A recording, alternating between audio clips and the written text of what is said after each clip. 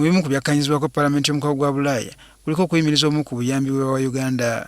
Kino jjukira nti omukago guno gwe gumu ku egyo egisinga okuvujjirira emirimu mu Uganda n'ensimbi eziri eyo mu bihumbi 500 buli mwaka. Ebiteeso bya Palamenti ya Bulaaya byayisibwa wiiki ewedde. I also have to give you a quote from a young man from Uganda. He said, "The situation in Uganda has reached the European Parliament plenty of times, but still there is no effect here." To the Commission, Mr. Schmidt and Mr. Borrell, this is dramatic. This is something that we need to change.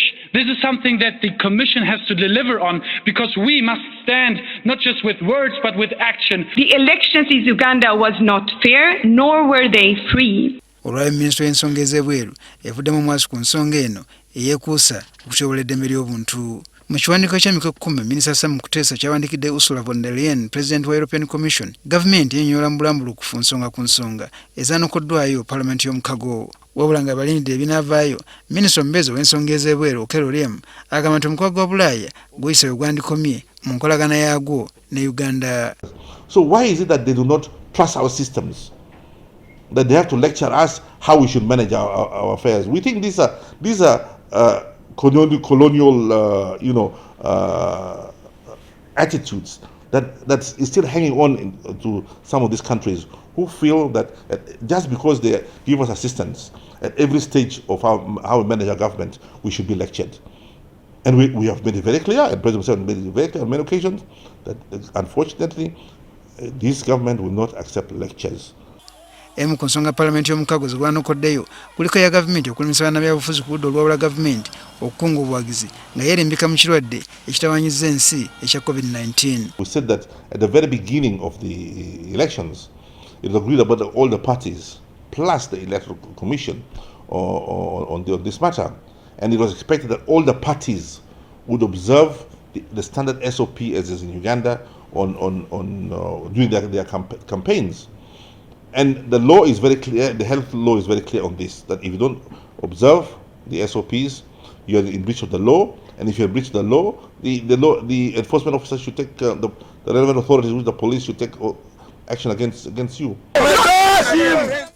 N'ekyo okukwata Robert Kyagulanyi Ssentamu mu bitundu by'eruuka ekyaviirako obwegugungo mwafiira abantu abasoba 50 nakyo Palamenti y'Omukago gwa Bulaaya yakivumiridde. In that letter to the President, that these riots in Kampala were premeditated, it was organized and planned to cause the biggest destructions, which it did.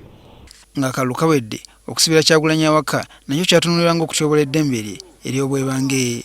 We reminded them that this was made clear by Kyagulanyi on several occasions, the leader of the NUP, who made it very clear that they are going to make Uganda ungovernable, and they will set the whole place alight.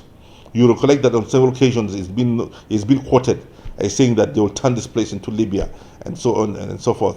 Now, the government had to take preventive measures. Abakulu mu Palamenti ya Bulaaya baleka abakulu mu Uganda be baagala batekebweko envumbo era Uganda bano ebaanukudde. In the resolution, what is crafted in such a manner to intimidate officials in the government of Uganda, whether they would eventually execute the sanction or not, but the language is crafted in such a way as to cause intimidation, which is very unfortunate.